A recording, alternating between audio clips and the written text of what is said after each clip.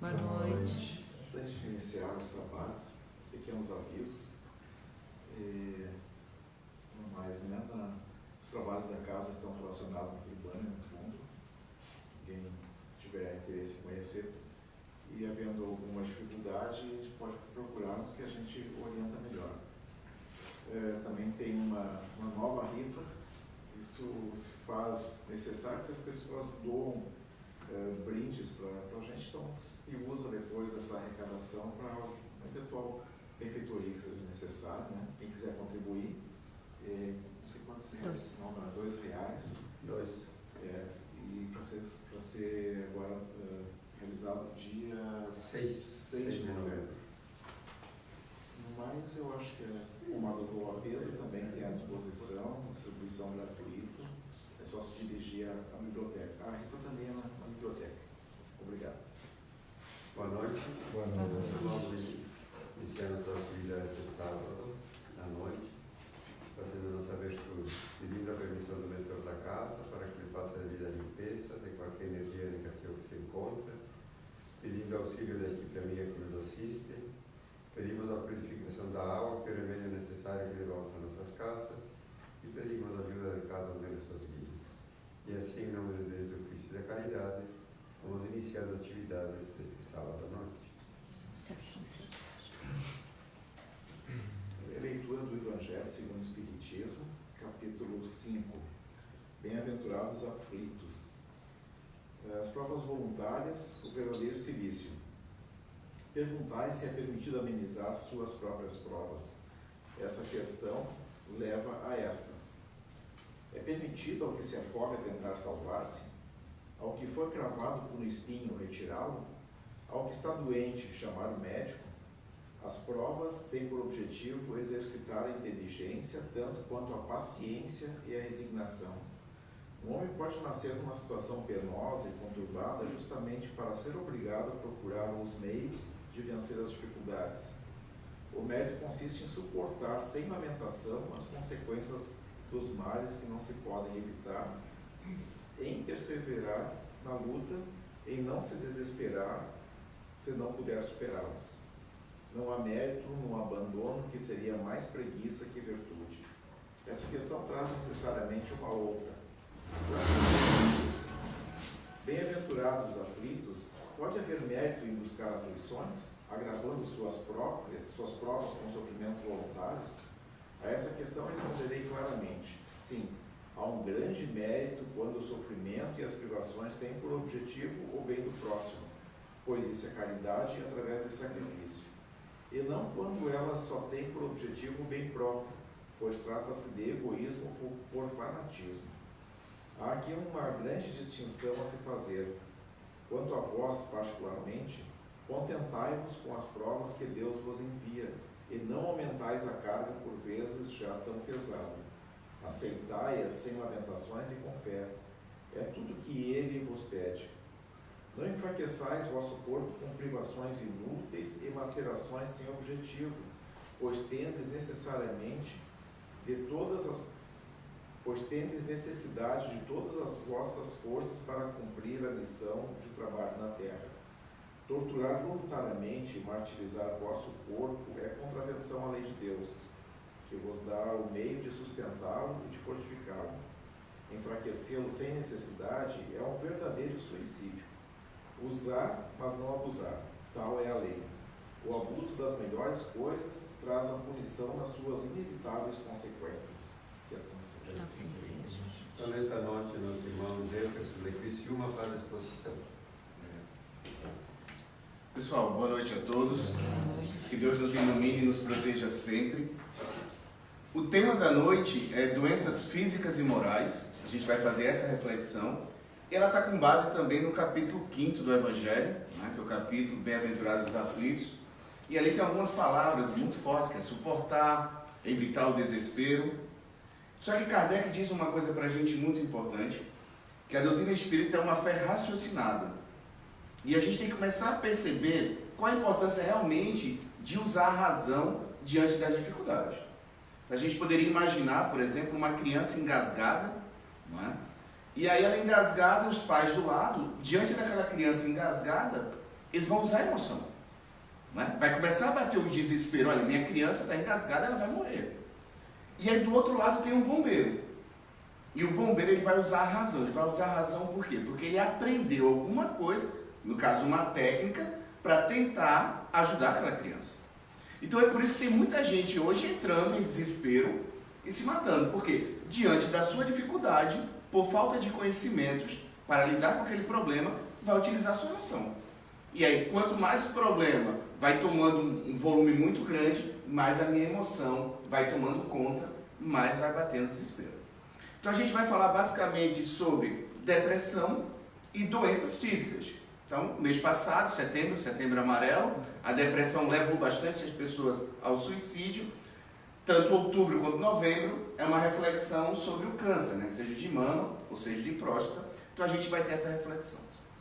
Então Jesus falou pra gente, né? Bem-aventurados os aflitos, pois serão consolados. Então aquele que sofre, num determinado momento da sua vida, vai ser consolado. Só que os Espíritos trazem uma frase muito importante pra gente. Eles dizem: mas como há de alguém se sentir consolado e feliz, se não sabe por que sofre? Então, diante das nossas dificuldades, diante dos nossos sofrimentos, vem uma pergunta: por que eu estou passando por isso? Qual é a finalidade dessa dor na minha vida? Então a gente sabe que o desespero é o que leva as pessoas ao suicídio. Não é o sofrimento e não é a dor.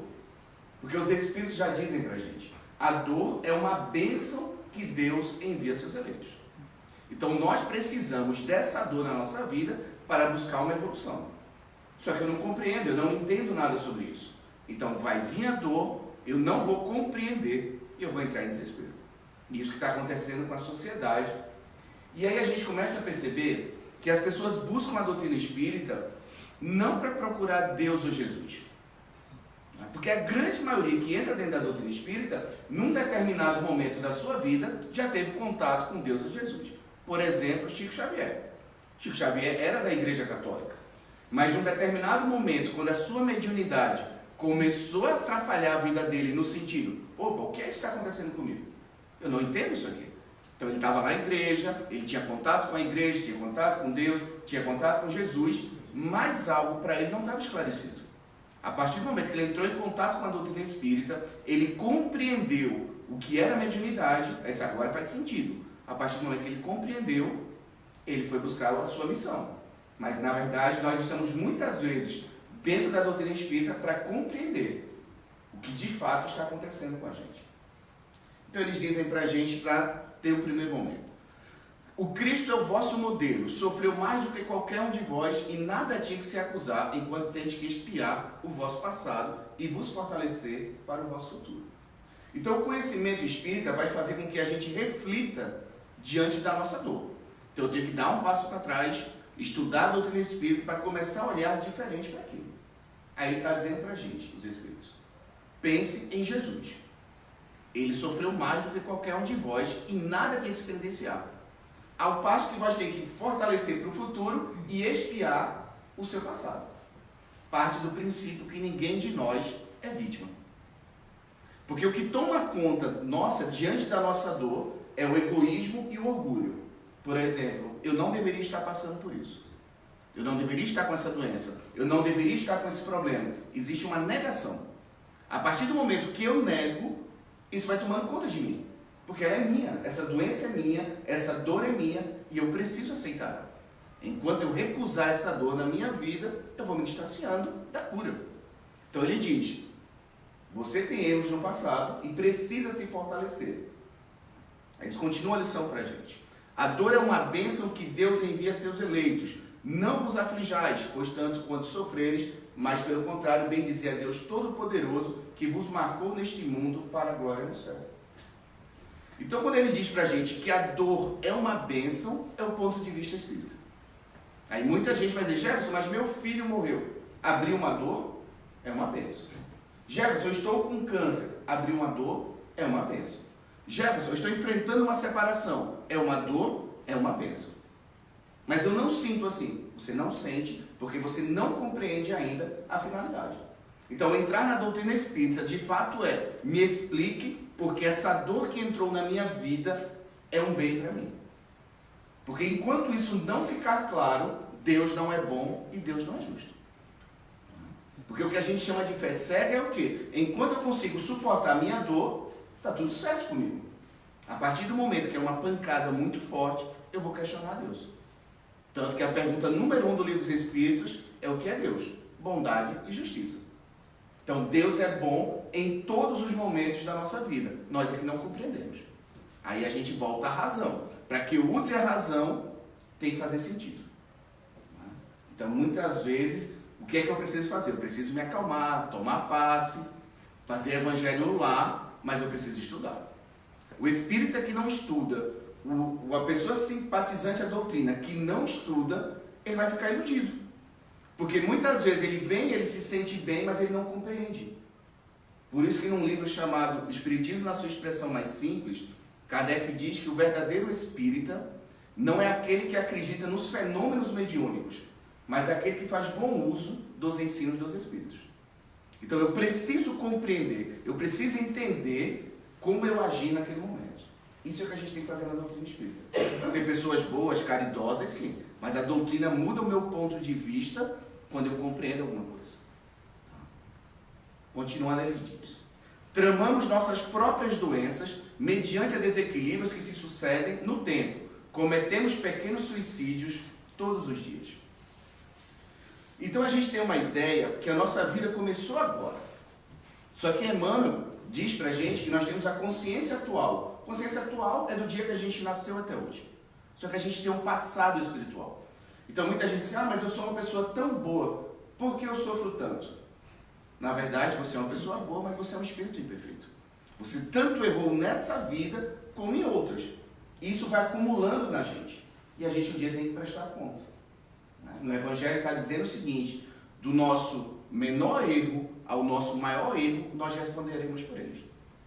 Então é fácil para a gente acusar os erros dos outros. É fácil a gente apontar os erros dos outros. Difícil a gente se encarar.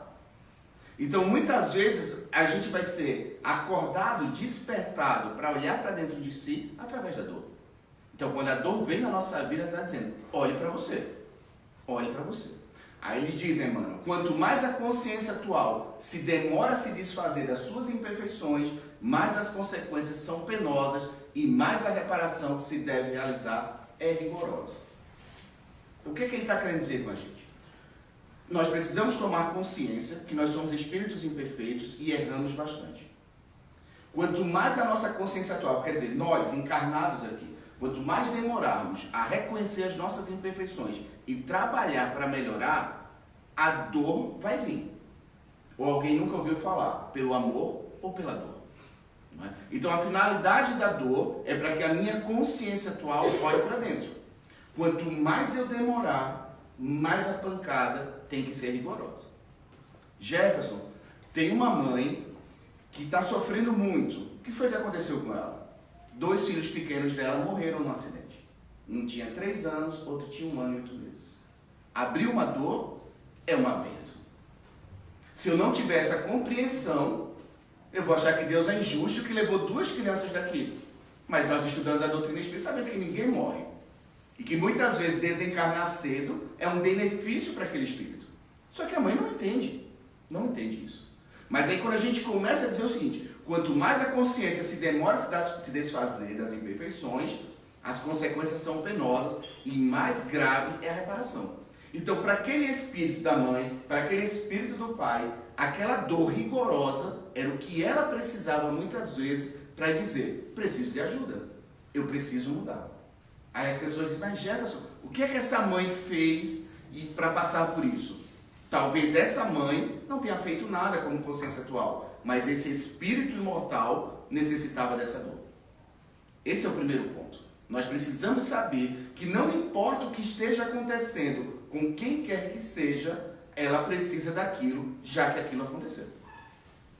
Então eles dizem, nós precisamos rapidamente nos reconhecer e trabalhar constantemente para a nossa transformação moral, para que a gente tenha amenizado as nossas dores.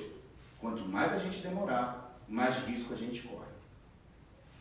E aí ele diz para a gente no livro Ação e Reação, o André Luiz, pelo Chico Xavier, diz o seguinte, a dor física, que é no corpo físico, ou a dor moral, ao contrário do que imaginam os desavisados, não se trata de um castigo imposto por Deus que nos atinge sem um motivo aparente. Como é que eu mudo a minha vida? Quando eu mudo a forma de olhar para ela. Então, uma pessoa que descobre que está com câncer, o que vai acontecer com ela? Ela vai bater o desespero. Mas por que comigo? Por que com meu filho? Por que com meu pai? É um castigo.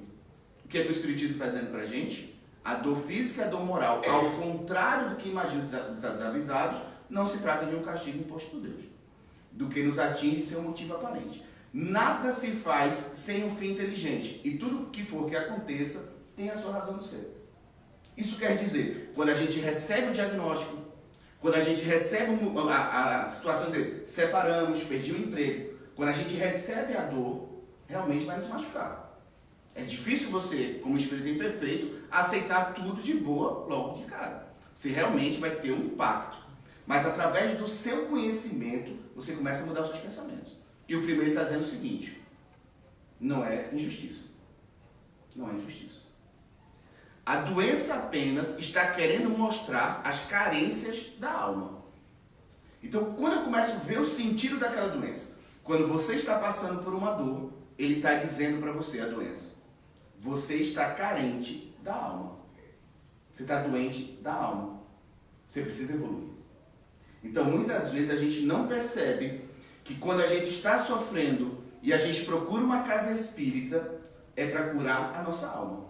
Então, aquela doença que surgiu, aquela dor que surgiu na minha vida, é um instrumento necessário para que eu vá identificar as carências da minha alma. Aquilo é bom. Agora vamos para uma realidade mais prática. Chega uma pessoa no consultório de um psiquiatra em depressão. Ela está sofrendo. O que é que ela está precisando curar? A alma dela. Então não dá para eu fazer tratamento psiquiátrico se eu não estiver cuidando da minha alma. Porque passe, medicamento, seja energia de reiki ou de qualquer outra terapia, não cura ninguém. Porque o que cura a pessoa é uma transformação da sua alma. Então eu tomo um medicamento, mas esse medicamento não vai curar o meu problema. Ele vai me dar um equilíbrio mental para que eu possa ir buscar ajuda. E hoje o que é que a gente mais encontra? Pessoas viciadas em medicamentos. Porque ela toma um medicamento, mas ela não sabe lidar com o problema com o filho. Ela não sabe lidar com o problema com o marido. Ela não sabe lidar com o corpo dela. Então, ela não tem conhecimento e espera que um milagre aconteça. Não é? Aí muita gente diz assim: meu Deus, eu tomo passe tantos anos e minha vida não melhora. Não é? Tem pessoas que a gente fala, o Papa passe, o Papa psicólogo, o Papa psiquiatra, que sempre está esperando que o externo venha e resolva a sua vida. Por isso que na doutrina espírita não tem promessa. Não é? Eu não preciso sair daqui até outra cidade carregando uma cruz. Na visão espírita eu não preciso. Eu preciso estar dentro da minha casa mudando o meu comportamento. Porque se isso fosse, seria muito fácil. E aí muita gente acaba dizendo o seguinte: pedi tanto a Deus para o meu filho não morrer, porque ele morreu. Então você vai perdendo uma conexão, porque muitas vezes você pede a Deus que a sua vida melhore e ela não melhora, porque você precisa fazer com que ela melhore. Não pode vir do externo. Então o que é que a gente aprende com isso? Que nós só podemos esticar as mãos para os depressivos. Mas é o depressivo que tem que segurar a nossa mão. É ele que tem que querer sair. Não é? Os Espíritos dizem pra gente: é inútil tudo que eu possa fazer para ajudar uma pessoa se ela não quiser ser ajudada. Mas eu que quero ajudar a pessoa tenho que fazer tudo. Por isso que a gente aprende, em Criciúma eu faço parte de uma rede de proteção à vida, eu represento o movimento espírita, que nessa rede a gente chegou à conclusão que o maior motivo que leva uma pessoa ao suicídio é a incapacidade dela de lidar com aquele problema. Porque é a crise financeira, muita gente tem e nem por isso se mata. Ah, crise de relacionamento, muita gente tem e nem por isso se mata. Mas determinadas pessoas, por vários fatores, diante do seu problema, ela não sabe lidar com aquilo, ela se desespera e ela comete suicídio. E o que é que a gente aprende com isso? Que a única pessoa que nós podemos evitar o suicídio é o nosso. É o nosso. Eu posso fazer tudo por uma pessoa, conversar, ajudar, levar a tratamento, mas se ela quiser, ela vai fazer. E a responsabilidade é dela. Só que a gente lembra que ninguém morre. Por isso eu gostaria de fazer uma pergunta para vocês refletirem. A depressão é uma coisa boa ou uma coisa ruim? O Divaldo Franco tem uma palestra que ele fala na internet que de 10 pessoas, 10 vão ter depressão. Isso quer dizer, todo mundo, num determinado momento da sua vida, vai cair em depressão. Aí a pergunta é, para nós espíritas, a depressão é uma coisa boa ou uma coisa ruim? Doença moral. Nos anos 80, teve uma doença muito forte, chamada peste gay, conhecida como AIDS. Era a peste gay. Por quê? Essa doença começou a surgir na comunidade gay desregrada. Não é? Eram pessoas que se escondiam no submundo, tinham suas relações sexuais e começou a surgir a doença. O que acontecia com essa doença? A pessoa morria extremamente magra, não é? Com feridas. As pessoas tinham pavor de estar perto dessas pessoas. Causava medo. O que aconteceu? Eles precisaram cuidar de si. Então começou a ter preservativo, começou a ter cuida, não seja promíscuo. Só que aí a doença saiu dos gays e começou a ir para os héteros. Os homens começaram a se contaminar com a AIDS.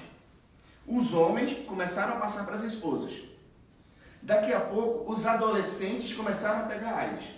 Daqui a pouco, os idosos, com os medicamentos, né, que a gente podia ter um poder sexual maior, começaram a ter mais relações sexuais na terceira idade, começaram a se contaminar com AIDS.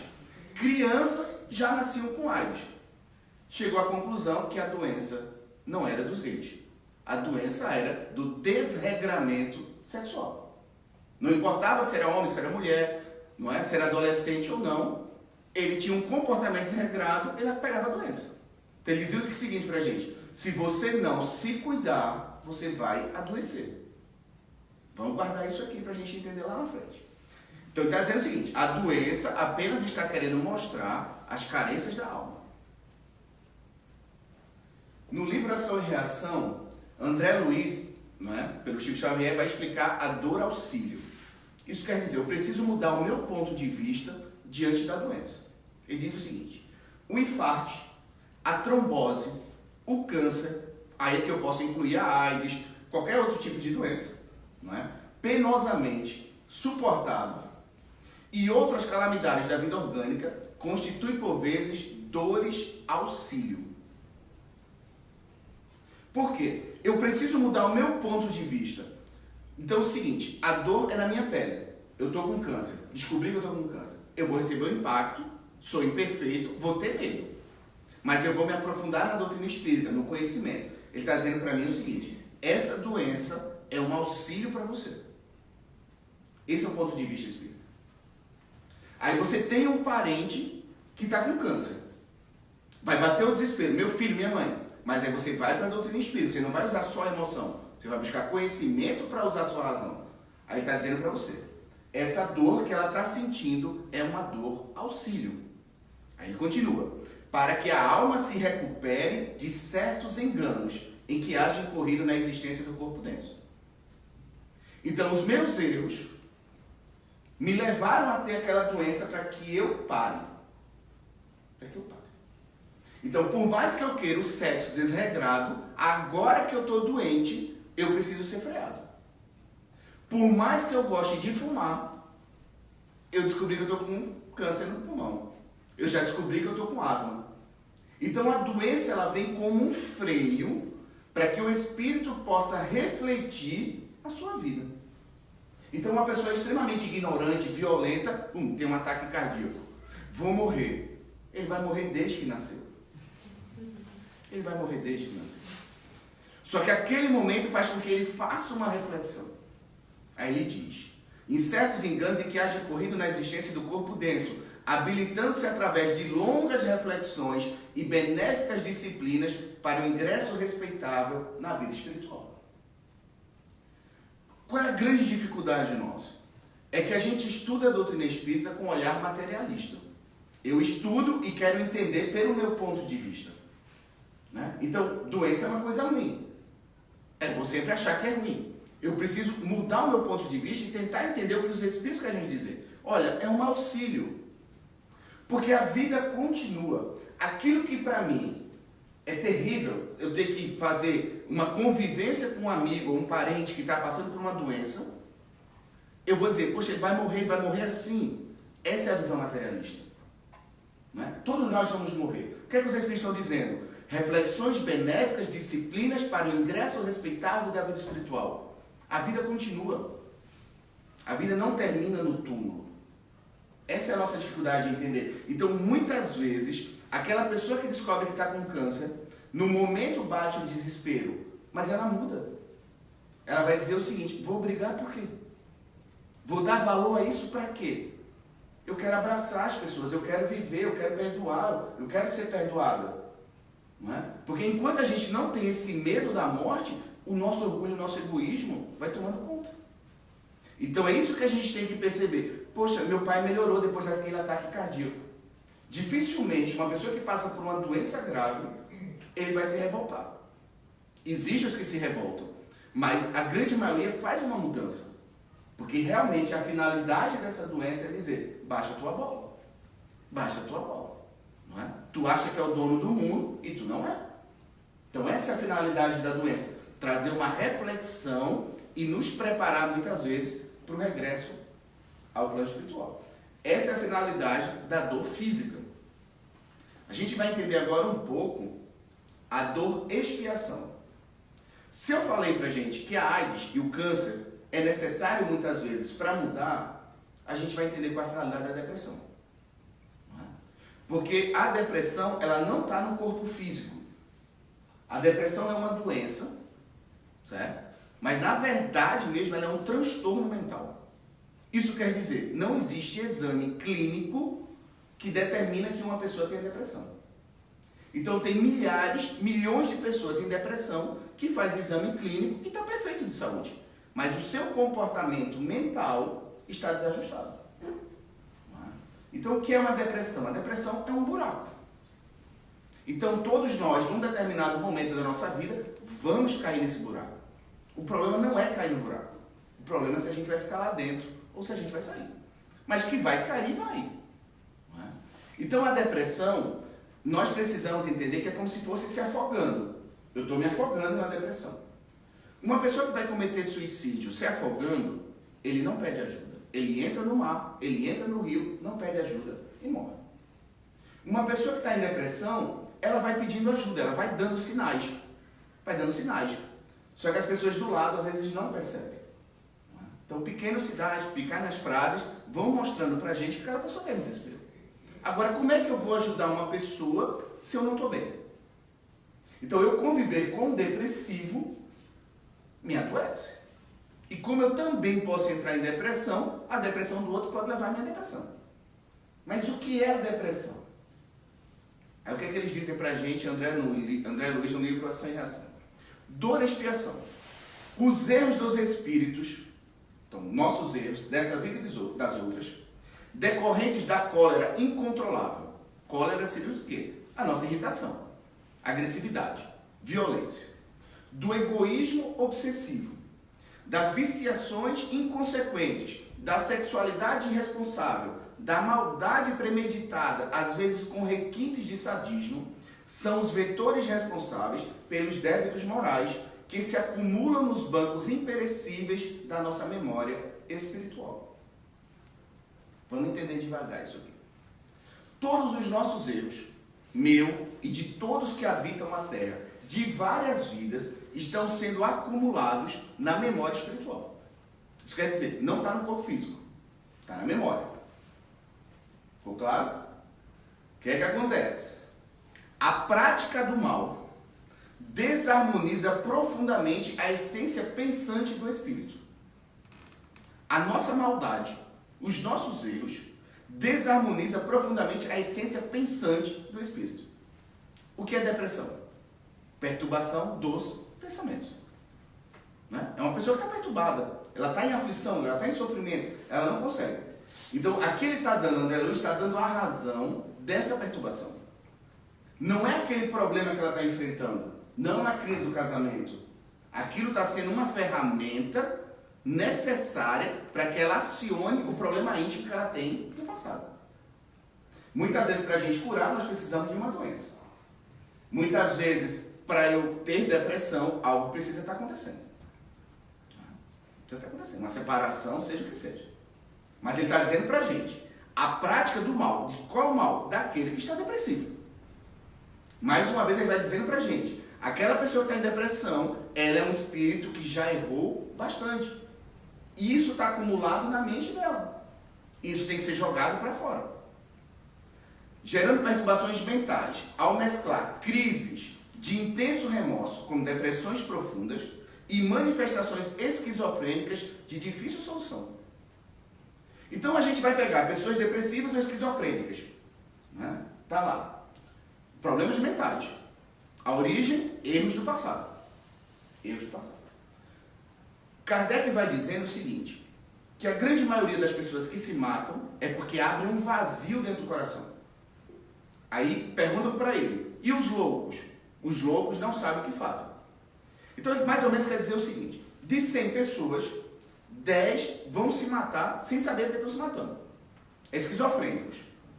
90% das pessoas que se matam é porque elas se perdem dentro de si num vazio. Elas enfrentaram os problemas delas, não sabem lidar com aquilo, não tem Deus, não tem Jesus, não tem conhecimento, se aprofundam. Não é? Naquele sofrimento, acaba tirando sua vida. Então ele está dizendo o seguinte, a prática do mal desarmoniza profundamente a essência do espírito pensante, gerando perturbações mentais ao mesclar crise de intenso remorso com depressões profundas e manifestações esquizofrênicas de difícil solução. Assim manifestam-se as chamadas doenças kármicas, expressões autênticas das expiações educativas.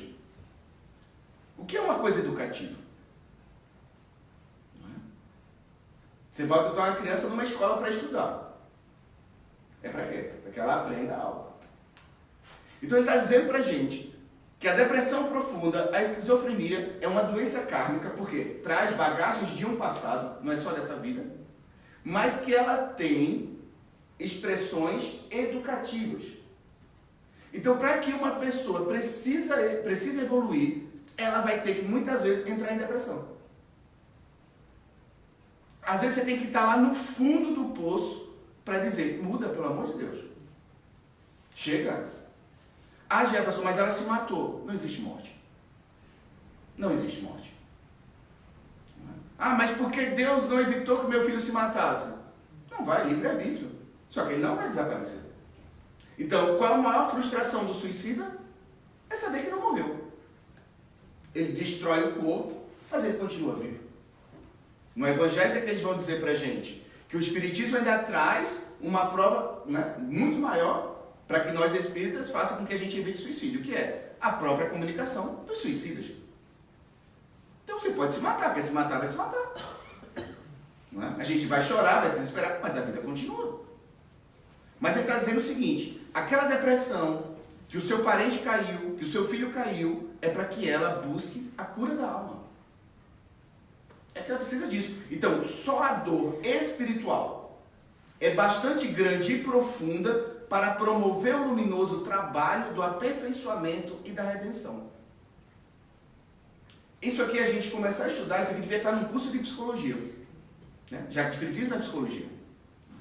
Está dizendo o seguinte, só a dor espiritual é bastante grande e profunda. Então, quando chega uma pessoa com depressão profunda, talvez ela esteja no maior momento da vida dela para ela se curar.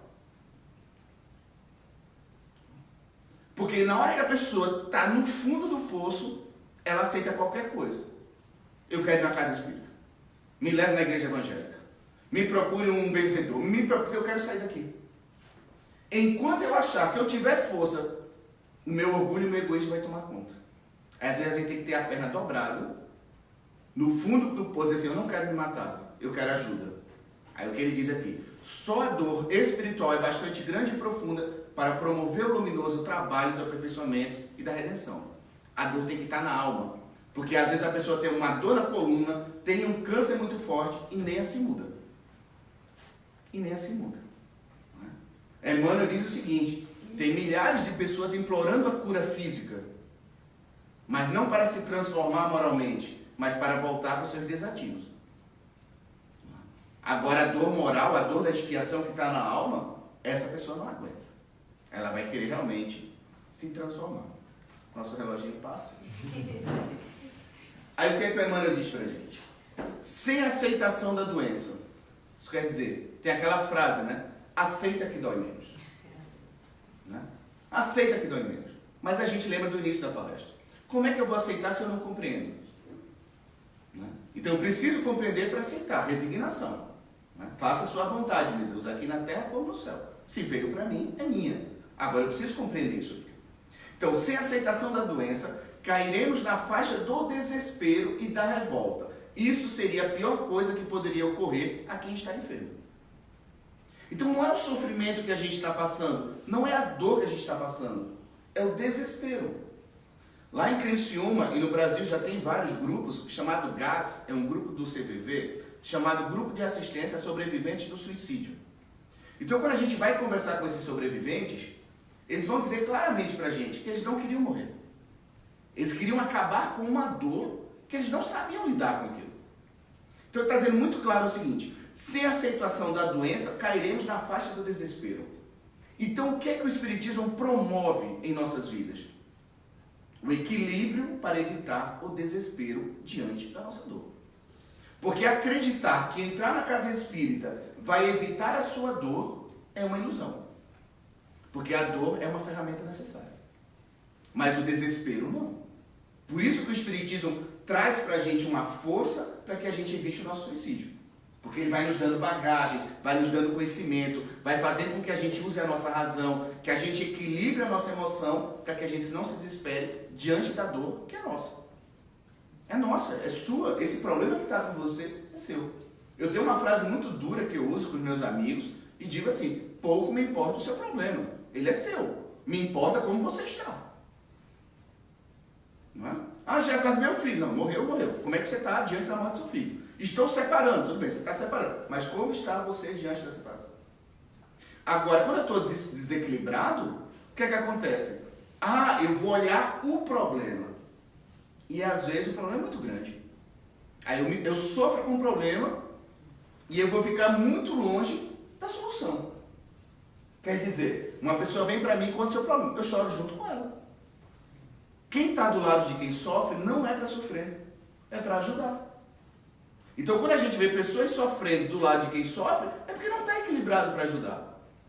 E aí às vezes o que acontece? Eu quero que o depressivo melhore. Não, muitas vezes não está preparado para melhorar. Sou eu que preciso melhorar para poder ajudar. Porque aquele que vai pedir ajuda para quem está doente é o que tem a maior capacidade de compreender a doutrina espírita. Porque às vezes a pessoa está na droga, a pessoa está revoltada com a vida, e a gente quer que a pessoa entenda a doutrina espírita, tudo. Ó, a doutrina espírita vai explicar, ela não está pronta para aquilo. Agora, quem está do lado, não é? Isso a gente encontra muito forte no AA, não é? O AA realmente, eles cuidam do alcoólatra, mas também cuidam da família. Porque você ser parente de alcoólatra, você precisa estar muito bem, senão você morre junto. E é isso que a gente precisa entender, que a doutrina espírita vai nos fortalecendo para nos fortalecer na questão da gente não cair, mas também da gente ser uma força de auxílio para aqueles que estão em nossa volta. Então o espírita, ele é um médico da alma. Nós não podemos nos desesperar diante das dores dos outros, porque nós temos um Deus bom e um Deus justo. Enquanto estivermos reclamando da doença, perderemos precioso tempo na conquista da saúde. Então tem gente que passa a vida toda reclamando da sua vida.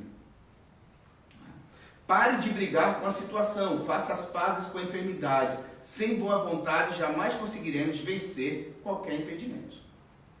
Então nós temos que entender o seguinte: aquele problema existe e o que de fato precisa acontecer é uma transformação daquela pessoa diante do seu problema. E nós trabalhamos constantemente para mudar o problema. O problema só muda se as pessoas mudarem. O problema só muda se as pessoas mudarem. Eu quero paz na minha família. A gente briga demais. Só vai ter paz na família se as pessoas mudarem. O problema é que a gente quer que o outro mude. O outro precisa mudar. Mas eu tenho que cuidar de mim primeiro. Mesmo que os outros não queiram. Se eu quero a minha paz, ela depende de mim. Não pode depender dos outros. Então a doutrina espírita vai trazendo essa consciência extremamente individual. Eu preciso cuidar de mim, porque eu bem eu posso cuidar dos outros. Agora, se eu esperar que os outros melhorem para que eu fique bem, se eles não melhorarem, eu vou ter uma vida de depressão. E ele encerra dizendo para a gente o seguinte: para recuperar a saúde, convença-se logo que você precisa se sentir em paz. Isto é, precisa estar reconciliado consigo mesmo, pouco importando o tamanho dos seus tropeços. Então, qual é o grande objetivo? É eu ter paz diante do meu problema. Jefferson, como é que você está? Estou em paz. Ah, tá tudo bem? Não, não está nada bem. Estou cheio de problemas, mas eu estou em paz. Em paz por quê? Porque eu não estou usando a minha emoção como guia. A minha emoção vai junto nos meus problemas. Por isso que às vezes eu caio, eu choro, grito, mas quem está comandando os meus problemas é a minha razão. Faz sentido estar nesse problema. Sabe? Acho que isso vai aliviando a nossa mente. Quando você olha para a sua dor e vai dizer, isso faz sentido. Isso é necessário para mim. Né? Porque muitas vezes a gente só vai dar valor àquele problema depois que a gente passa por ele. Aí ele encerra dizendo para a gente o seguinte: a reforma íntima deve ser compreendida como chave mestra para o sucesso da melhoria interior e, consequentemente, da felicidade exterior. Aqui está a cura da depressão. A reforma íntima deve ser compreendida como a chave mestra para o sucesso da melhoria interior, consequentemente, da felicidade exterior. Então, o depressivo está extremamente triste. Triste. E ali, a base da depressão é o egoísmo. Porque ele não queria que a vida dele fosse desse jeito. Capítulo 5 do Evangelho segundo o Espiritismo, o Espírito está questionando uma mãe e diz o seguinte: será que não é egoísmo seu, o seu desespero pela morte do seu filho? Olha só, tem uma mãe desesperada pela morte do filho. E os Espíritos questionam se não é egoísmo dela. Aonde está o egoísmo aí? Ela não queria que ele tivesse morrido. Meu, não era para morrer. Então, de uma certa forma, todo o nosso sofrimento na Terra é o tratamento do nosso egoísmo. Quando você estiver sofrendo, é porque algo que você queria não está do seu jeito. Eu sofro pelo meu filho, é porque você não queria que seu filho fosse assim. Então, o que ele está dizendo para a gente? Você vai doer para você aprender a viver com o que está acontecendo com você. Por mais que a gente dê 1000 motivos para mostrar a nossa dor, na verdade é o nosso egoísmo. Dizendo o seguinte: não está do seu jeito. O processo da reforma íntima é, por certo, demorado e delicado. Necessita de determinação e interesse permanente daquele que o abraça para que alcance bons frutos. Não há vitória possível sem luta interna, sem esforço pessoal e sem doação de amor. Então aqui vai resumindo o processo da depressão, que pode ser causado também por uma doença física. Então a reforma íntima quer dizer: reconheça suas imperfeições e trabalhe para melhorá-las. O processo da reforma íntima é, por certo, demorado e delicado. Quer dizer, não é uma terapia de 1 ano, não é um tratamento de passe de 1 semana que vai fazer com que a pessoa se cure da depressão. Ela vai ter que estar constantemente envolvida num processo de transformação moral. Então eu, particularmente, quando eu olho para uma pessoa, eu já digo: essa aí não vai sair. Porque ela quer a cura imediata.